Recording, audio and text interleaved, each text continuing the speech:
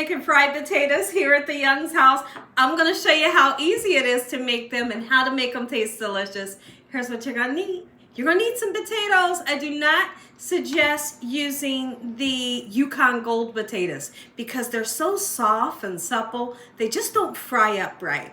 I have an Idaho potato here and they're organic. You don't have to use organic. I got a nice sweet Vidalia onion and a beautiful bell pepper, and we got some spices to make it come together and taste good. These spices are important because this is what's going to give it that great flavor. We have Italian seasoning, just a tiny bit. We're going to sprinkle a little bit. Okay, we got onion and garlic powder, parsley flakes for color. We got paprika, salt and pepper, and in this pan I have some water, and we're going to be using vegetable oil. Make sure your hands are impeccably clean. Let's make fried potatoes that taste good. Personally, these are not for breakfast today. We're having fried potatoes for dinner here at the Young's house, and I couldn't be more excited, and I think I'm going to fry up some chicken. I hope you're having a great day, and if you're not, hopefully I can brighten up your day with this here recipe. Did you grow up on fried potatoes? Did you grow up on fried potatoes like I did? I absolutely love them. But as I think of the fried potatoes that I had growing up, they were sliced. They were never diced. I don't know, somehow along the way as I grew up, I started to dice the potatoes, and I prefer to have them that way. I keep telling myself I'm gonna make them where I slice them like old school style, but I never got around to it. Let me know if you enjoy them, how you make yours. Did you grow up on? Let's go ahead and get started slicing up some potatoes. I have about 5 pounds of potatoes, and what I'd like to do, whether you're using a peeler or just one of these peeling knives, I'm gonna go in and get the skin off, just like so, and then I'm gonna show you how I like to chop them down.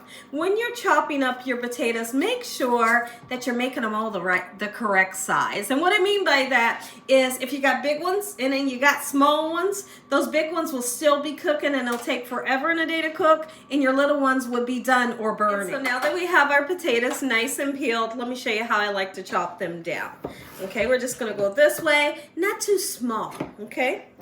We want medium pieces, like bite-sized pieces, and then we slice them that way, and then we're going to double back and make the same size. That way they all cook around the same time. Perfect. This is so simple. Now that we have our potatoes nice and cut up, I'm going to put them into a bowl or a pan of cold water, and I'm going to wash them several times, maybe about 4 or 5 times. I'm going to keep rinsing them. Like right now, the water's going to be super cloudy, and that's a lot of starch that we don't need, right? So what you do is you rinse off the starch, and when you rinse that starch off and you finally see where the water is nice and clear, you're good to go.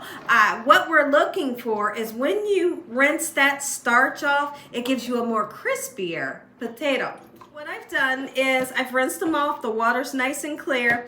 I have just enough water covering the top of these potatoes. We're going to turn them on and cook them, but we're not cooking them to make them pork tender. We just want to pre-cook them, and the purpose for pre-cooking them is we don't want to have to wait forever and a day for our fried potatoes to cook, and that's what would happen if you don't pre-cook them. So how long are we going to cook them? Oh, just about 8 or 9 minutes. Everybody likes to ask me, will pre-cooking the potatoes make your potatoes mushy?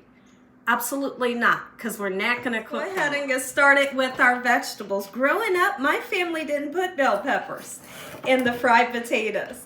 And I felt, I never missed anything because the fried potatoes I had growing up was delicious. But as I've grown up and, learned how to cook, I love the bell pepper in my fried potatoes. Number one is it's beautiful. It brings a nice color to the recipe. You can put green and red in there if you want, but it brings a great taste as well. So you have the option to slice them or dice them, however you would like to do. I'm always sure to put a nice amount of onions in. That nice sweet Vidalia onion is going to bring so much flavor to your fried potatoes. Onions, let's get some sliced, just like so. So now what I always like to tell people when I'm making fried potatoes, don't you put the onions and bell peppers in too early. What'll happen is they'll just burn. Your onions will be completely burned by the time your fried potatoes are done. So what do I like to do? Well, I put the onions and bell peppers in towards the end of the cooking process, and they turn out perfect. Let's slice it. This is a quite big onion. I feel like I'm going to use at least 90% of it. And once again, I'm going to slice it. No dicing today, just like this. Let's go ahead and put our bell peppers and our onions just onto a platter. And when I come back, we would have put our dishes away that need to be put away. Be sure to drain your potatoes very well, because if you don't want any water going into your oil, because that would create splattering. So I've drained them very well in this colander, and any excess water has fallen into here. Let's make our way to the larger stove. I got just enough oil to coat the bottom of the pan to cook these. You don't need to deep fry these in a whole lot of oil. Potatoes going right in. You're going to make sure that they're not on top of each other. If they're on top of each other, they'll steam. We want to make sure that each potato is touching the bottom of the pan so they can get nice and crispy. If you bother them right now, you turn them into mush. You wait until you see a nice, beautiful golden brown color, and then we'll flip that nice, beautiful golden brown color that I spoke of. Get back in there. And we're going to flip them over and a couple more times until the whole circumference of the potatoes is nice, beautiful, and golden brown. A great color onto our potatoes. Once I see that that golden brown crispiness has pretty much covered the potatoes, that's the perfect time to season, because if you season too early, the spices will burn. And then we're going to put our bell peppers and onions in. Season our potatoes and give them some great flavor. I'm going in with a tiny bit of Italian seasoning. If you love it, put you some on there. We're going to put onion and garlic powder. I'm going to be real forward with that onion and garlic powder on purpose. We want that flavor to shine through. These parsley flakes really just makes it nice and pretty. A little bit of paprika, make sure it's not smoked. We're going to go in with that salt and the pepper. And now guess what we're getting ready to do? Bell peppers and onions. All right, our recipe is almost done. Look at this. Yeah. Take a look at, this is what you call fried potatoes and onions. Oh my goodness. When I tell you they taste so good, I've already tasted them. I just need you guys to try this recipe and taste it, and then come back. Let me know what you think about this. This is going to go perfect with our fried chicken today and some beautiful green beans. Make it some. If y'all enjoyed this video, give me a thumbs up. If you haven't subscribed, what you waiting on? Tell the world what Gina's doing every single day in this kitchen. And Father, once again, we thank you for this meal and your hedge of protection and your love.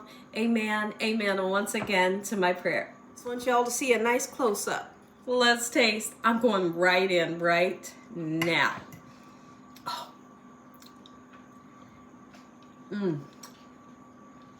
Let's talk about it. Crispy on the outside, soft, supple, fluffy in the inside. Super flavorful. And then we gotta take it. We're gonna dunk it in a little bit of ketchup. Do you guys do that? I'd love to hear from you. Make you some. Good night.